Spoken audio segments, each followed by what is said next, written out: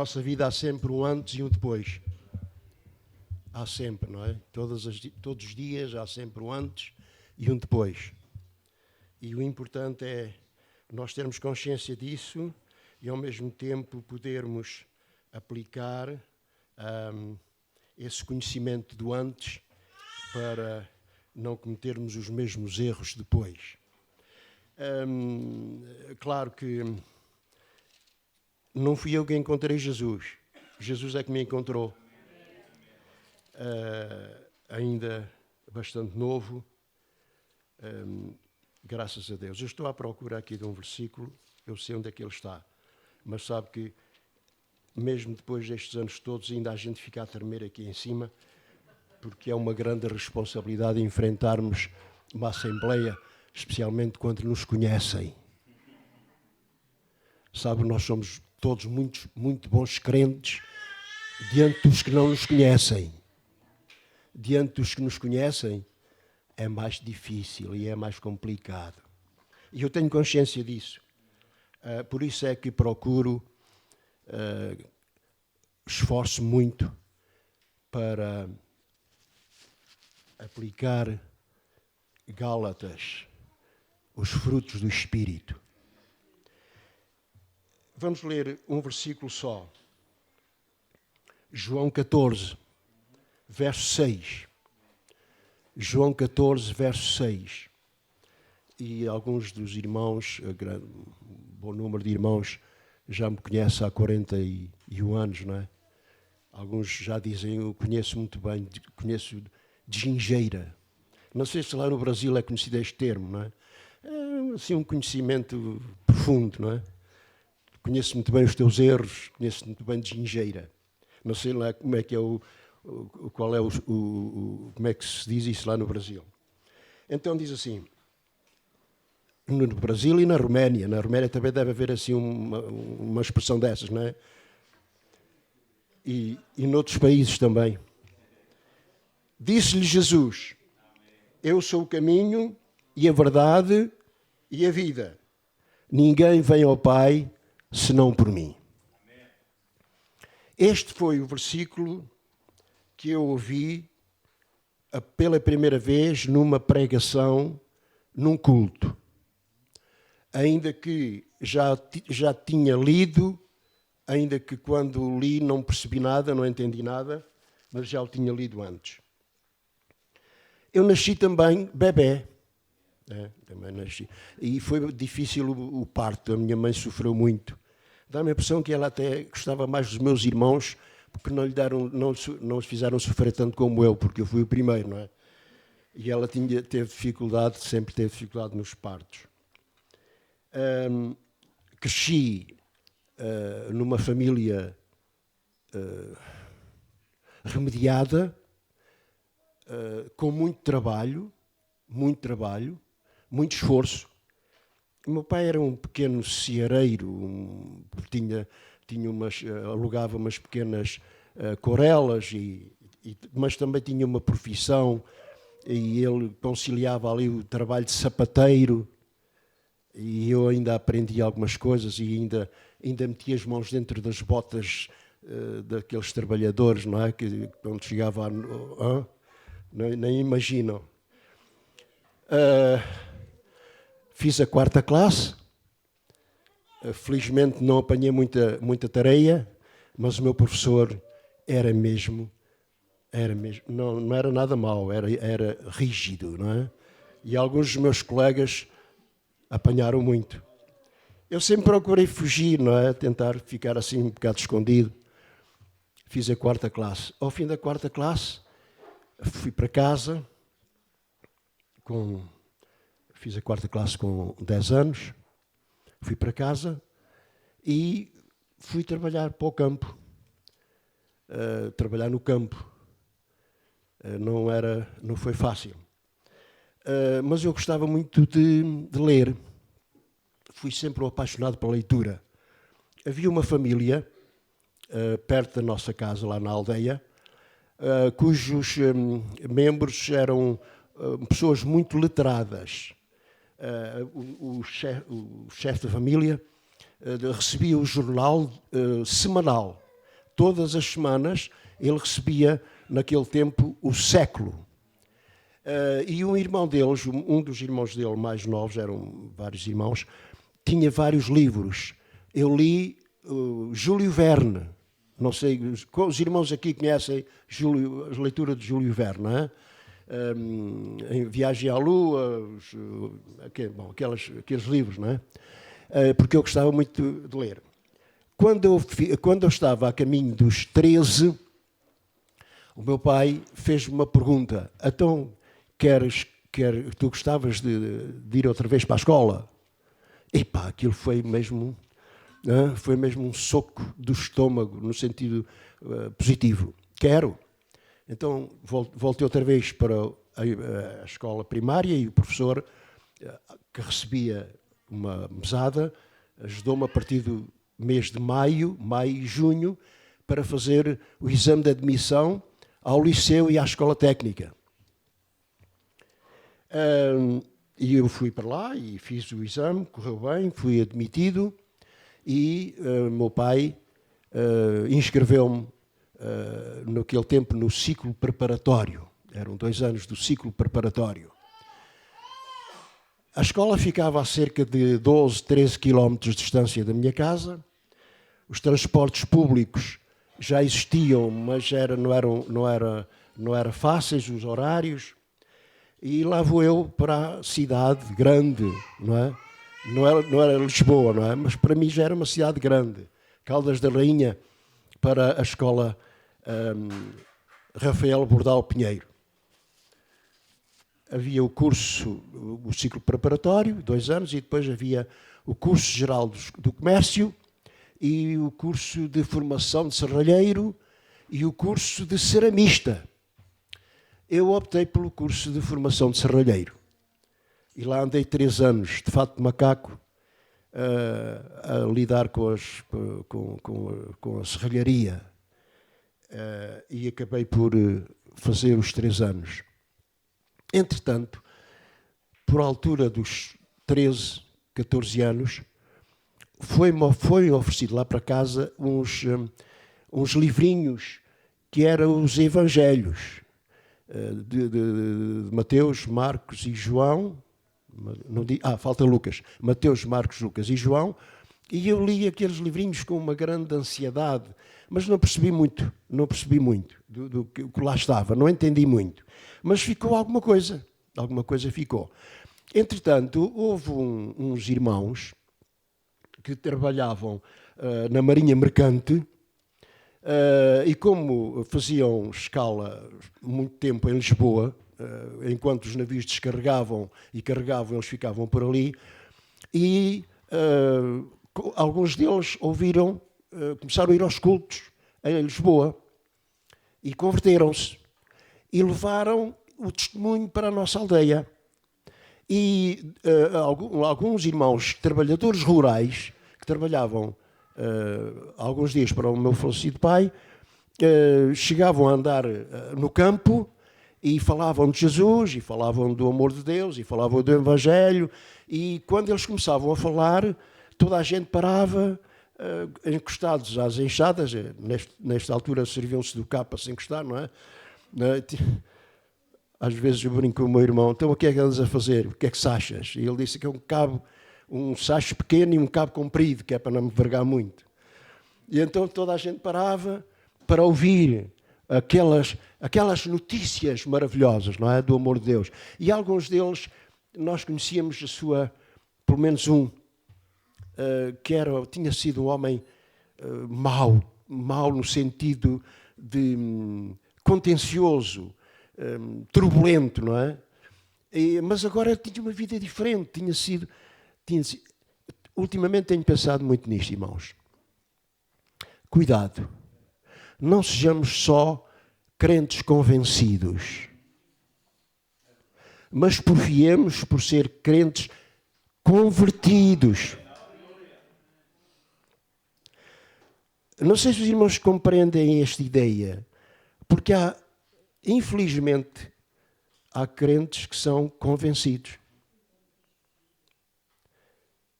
Mas é importante que não fique só por ser convencido, seja convertido.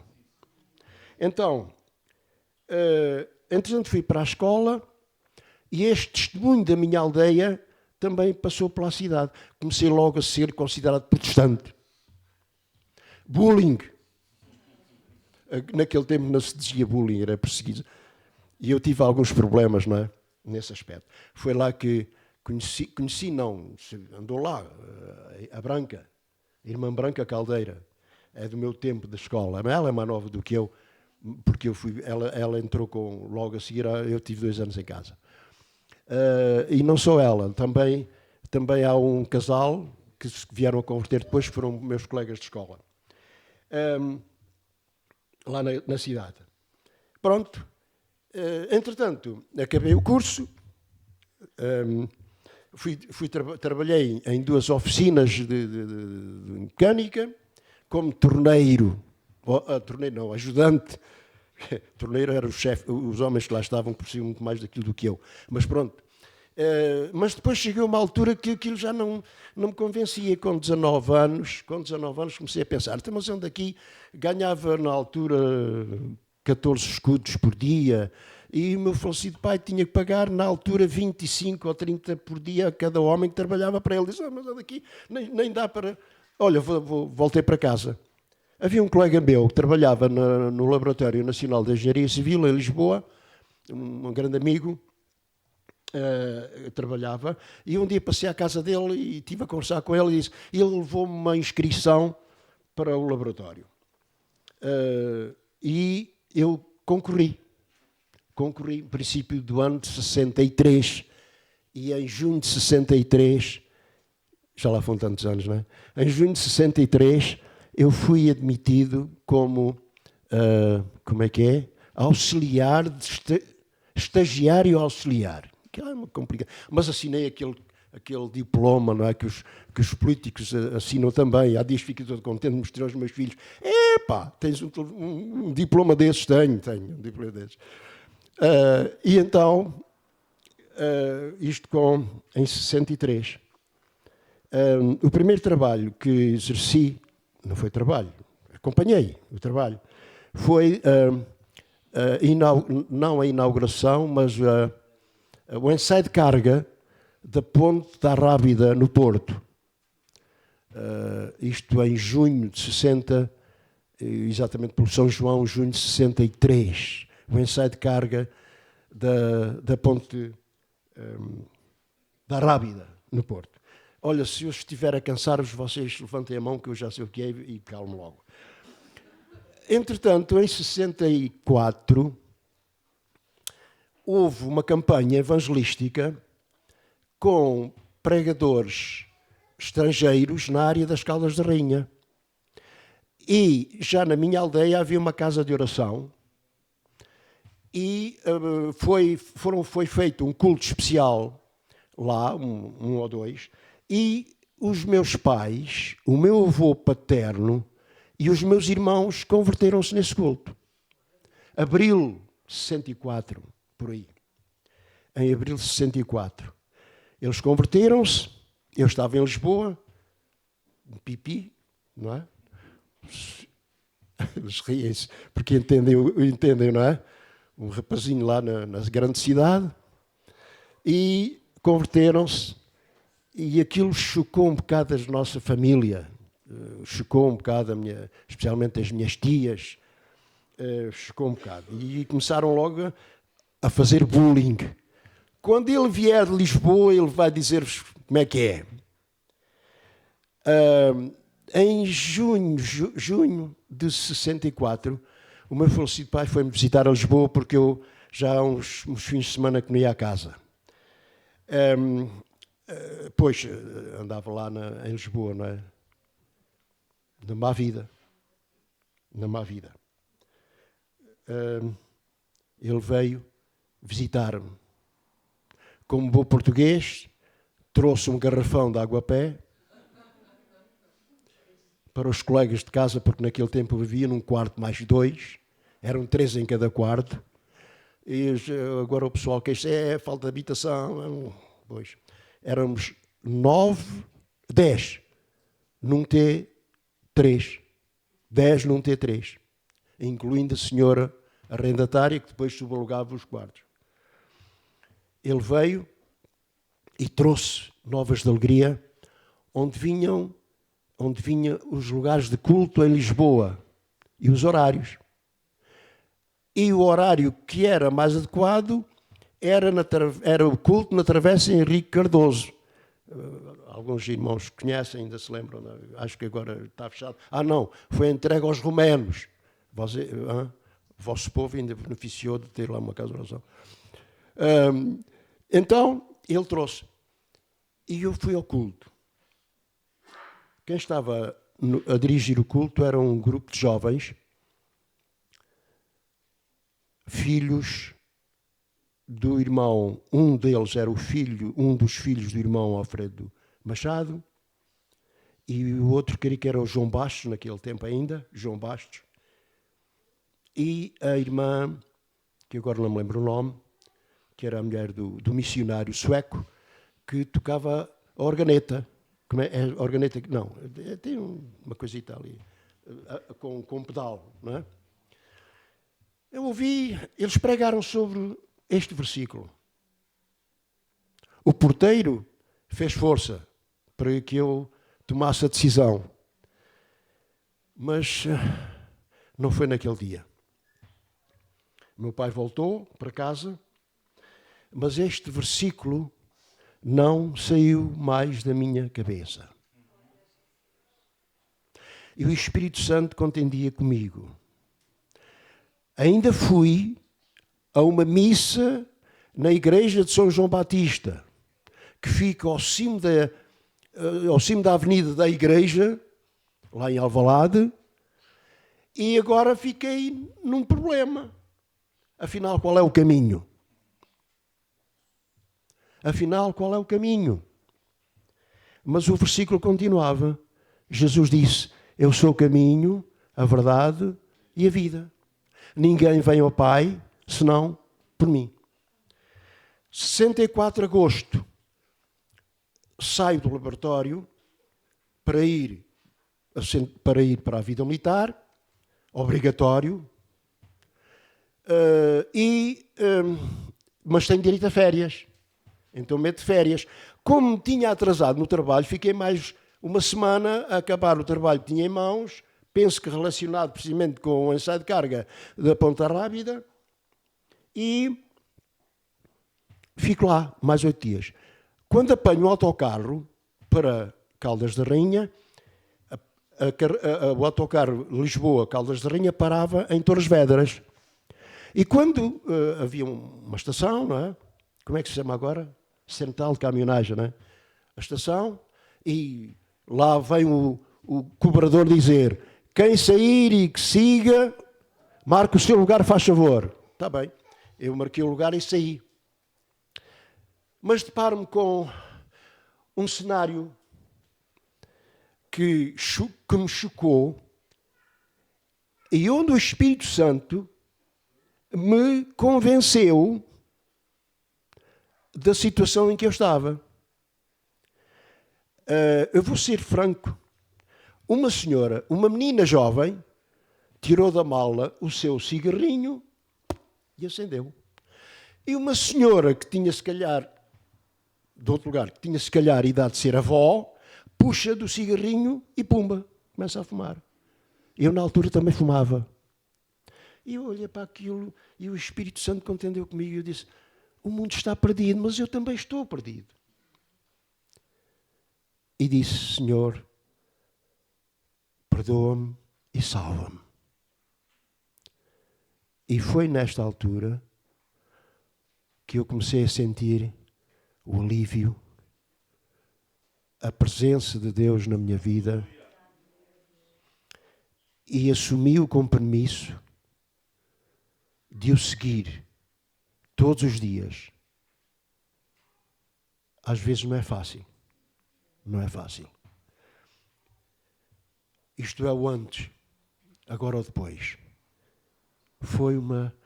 Tem sido um tempo extraordinariamente maravilhoso. Com muitas lutas, muitas provas, algumas dificuldades, mas muitas vitórias. Deus sempre cuida de nós. Deus sempre tem o melhor para nós, mesmo nas grandes dificuldades. Em 65, vim de Tavira. Fui algarvio durante 3 meses, em Tavira, e depois vim para Mafra, na vida militar. E aí conheci a minha mulher, nessa altura, era uma jovenzinha, tinha 15 anos ainda, e eu comecei logo a querer namorar. E ela disse, não, é cedo. Então, quando ela fez os 16 anos, começámos a namorar. Final de janeiro de 1965. E Deus tem sido tão bom para conosco. Muito bom. Muito bom. Fiz o serviço militar, passei alguns sustos, cometi alguns erros, mas pela misericórdia de Deus, Ele sempre me guardou. Um dia fui apanhado a conduzir um veículo militar sem estar habilitado por um major que era o meu superior hierárquico, e ele só me disse, dá o carro ao condutor e muda de lugar, e ficou por aí. Mas serviu-me de lição. Não devemos facilitar. Às vezes as oportunidades não são as melhores. Devemos escolher as oportunidades, não é verdade? E não abusar. Deixe-me usar agora aqui um termo popular. Não abusar da sorte. Glória a Deus. Agora eu vou terminar rapidamente. Eu estou emocionado e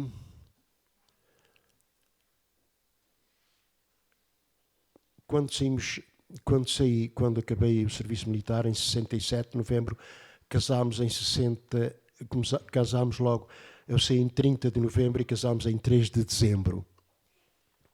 Os nossos filhos nasceram logo, as 2 meninas gêmeas. A Lídia, que é a minha testemunha, eu não posso aqui dizer nada que contrarie o testemunho perante ela. Essa é a minha responsabilidade. Elas nasceram em agosto, mas a minha mulher não foi grávida para o casamento. Elas nasceram em agosto, as 2. Sim, porque eu já uma vez disse publicamente que a minha mulher casou com 18 e com 20 já tinha 3 filhos. E toda a gente ficou com a cabeça em pé. Depois eu tive que dizer, porque 2 foram de uma vez.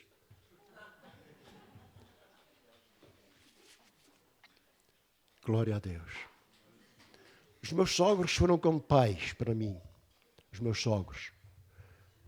Os meus sogros, que já estão com o Senhor há alguns anos, estão aqui no cemitério de Vendas Novas, foram como os meus pais. Foram meus pais. E avós dedicados. Morámos juntos durante 3 anos. Eu não estava preparado para casar. Porque eu que só conhecia a vida de solteiro e nunca ninguém me ensinou que a vida de casado é diferente.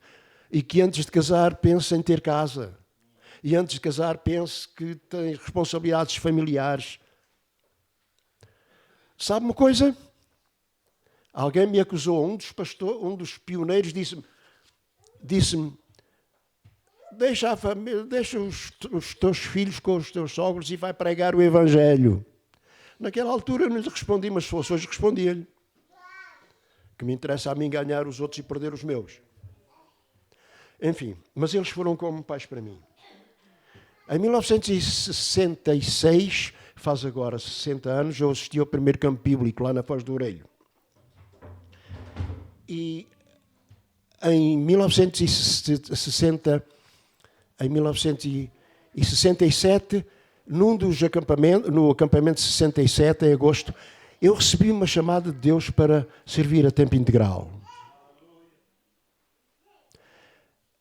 E depois, em 1976, faz agora 50 anos, no princípio do próximo mês, nós decidimos vir para Estremoz, a fim de assumirmos a responsabilidade do Lar Betânia em 76.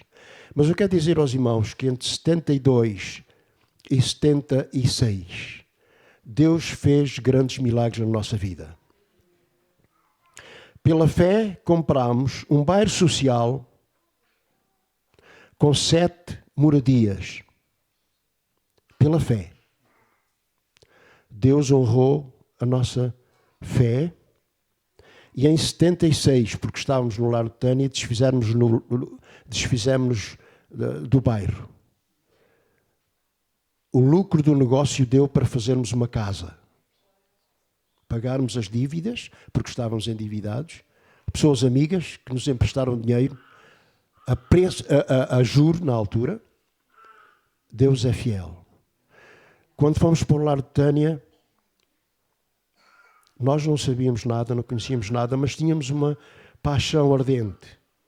Tanto eu como a minha esposa. A minha esposa tem sido uma mulher de armas.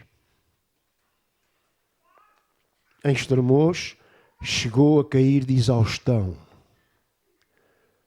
Em virtude do trabalho que era necessário fazer para ter o mínimo de condições de habitabilidade para as crianças e para nós. Visto que nós chegámos em princípio de julho e em setembro receberíamos a primeira excursão para visitar o Lar de Betânia. Ainda por cima era a nossa igreja. Bom, Deus foi fiel. Glória a Deus. Quando saímos do Lar de Betânia em 79, tínhamos um grupinho de 30 ou 32 crianças, não é? E em 79 saímos e fomos para o Instituto Bíblico. Outra etapa difícil. Trabalhámos para nos sustentarmos, visto que tínhamos já 3 filhos, tínhamos que pagar o arrendamento de 2 apartamentos, um para nós, outro para os nossos filhos, e tínhamos que pagar as nossas despesas, porque não é tudo de graça, não é?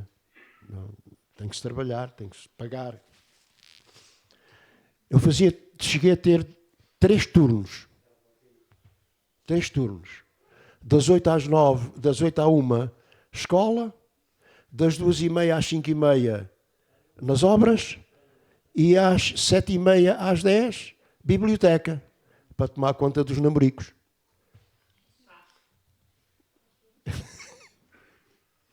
Pois, então é uma escola mista, com gente adulta. O que é que se esperava? Alguns solteiros e solteiras, não é?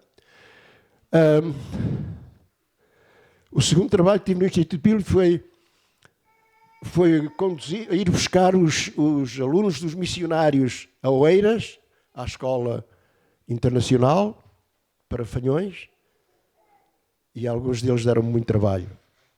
Não era fácil, não é? Porque eram os meninos, não é? Da escola, eram uns 5 ou 6. Glória a Deus, aleluia. Em 1980, ainda no primeiro ano, aliás já no segundo ano, um dos pastores convidou-nos para nós assumirmos a colaborar na igreja de Torres Vedras, Sobral de Montagraço. E para aí fomos depois em 81 só. Assumimos, íamos lá aos cultos, fazer os cultos, em 81. Deus foi maravilhoso. Numa altura difícil. Hoje fico tão feliz por ouvir um casal que estava envolvido com a política, com uma determinada partido de esquerda, mas um dia eles moravam na nossa frente e um dia ele mandou um dos filhos pequeninos lá à casa pedir cassetes para ouvir, estava muito doente. E Deus fez um milagre naquele homem, naquela família. Hoje um dos filhos é pastor em Inglaterra e agora descobri que tem um neto também que estava a servir o Senhor, o Melquisedeque, que é casado com a filha do Josué. Isto dá-me tanta alegria. Eles praticamente não me conhecem, não é? Mas eu ainda me lembro deles, não é? Ainda foram alunos da nossa escola dominical lá. Em 85 nós sentimos da parte de Deus voltar. Houve um apelo da direção do Lar Betânia para criar as instalações, para criar aqui, em Vendas Novas, uma filial do Lar Betânia. Sabe que eu estou consciente de que Deus me deu um ministério do socorro, dos socorros. É um ministério que está lá em Coríntios, mas passa assim um bocadinho por cima, não é? E nós decidimos vir. Não sabíamos muito bem o que é que ia acontecer. O presidente da direção do lar, na altura, disse: não, o que nós lá temos só chega para a tua família. Era uma casa pequenina, lá ao lado do Daniel. Uma casa pequenina. Não... Mas nós viemos pela graça de Deus. Recebemos, em 7 de setembro de 1985, está quase a fazer anos, 8 pré-adolescentes. Difícil. Pré-adolescentes, não é? Graças a Deus. Graças a Deus. Aleluia. Mas ficámos longe da escola, da saúde, de tudo. E em 87 fizemos obras, criámos um refeitório, fizemos um pré-fabricado, admitimos a irmã Filomena. Desculpe usar o seu... Penso que a irmã teve também dificuldades, não é? E não foi fácil, não é? Mas penso que não foi negativo, pois não, irmã Filomena? Não. E em 87 criámos condições e, entretanto, o número cresceu para 16, 15 ou 16. Mas ainda não estava satisfeito. Há que começar a circular a cidade à procura de um lugar. Aqui, acolá e onde. A primeira sítio onde fui parar foi a casa da irmã Custódia. E o marido, à procura de um lugar. Achámos que no sítio onde estavam, talvez fomos lá. Não deu certo. Câmara e amigos, e Câmara, e conhecidos, e nada de feito. Até que um dia o Presidente da Câmara disse-me: temos um lugar ali para o lado do bairro dos velhos, dos velhos não, dos pobres, lá para o bairro dos pobres e tal. E na altura, um dos técnicos da Câmara, o engenheiro Pratos, foi comigo e andámos a dar a volta até que ele me foi lá mostrar o terreno. Era mato, não havia nada. Não havia casas, não. Mas eu disse: este é o lugar. E voltámos.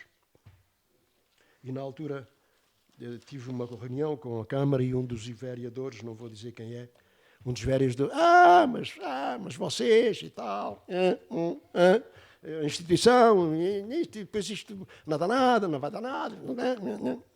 E eu disse: Sr. Vereador, não vai dar, porque a gente vai construir, vamos investir na cidade, vamos investir, porque Vendas Novas está condenada a crescer, portanto vamos investir.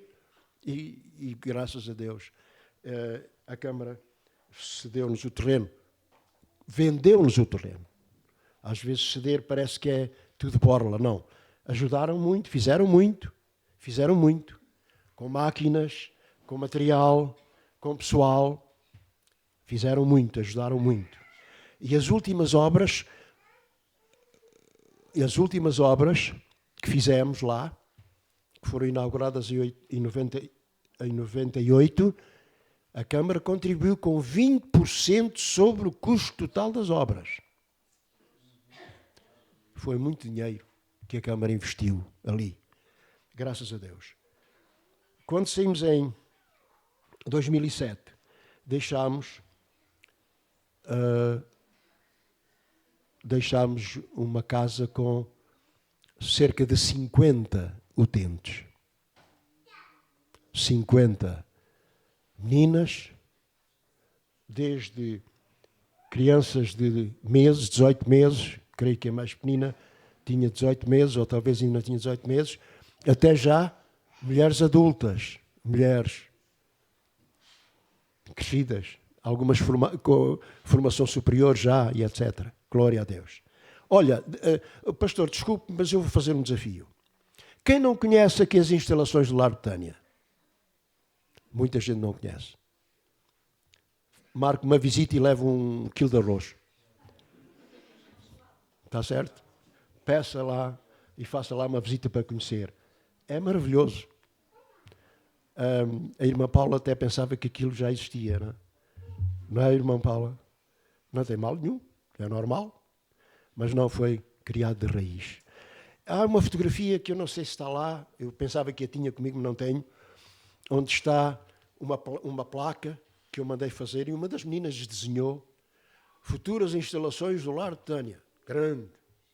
Como é que é? Um outdoor? Não é? É isso? Eu não sei pronunciar. O meu inglês é tremendo. Só sei dizer God bless you e thank you. Pronto. Meus irmãos, especialmente para os mais novos e talvez para os mais ansiosos, espere em Deus. Confie. Eu não falo das coisas negativas, porque essas não contam para a bênção que nós podemos usufruir, porque também as houve pelo caminho. Mas eu creio num Deus fiel que suprirá todas as nossas necessidades em Cristo Jesus.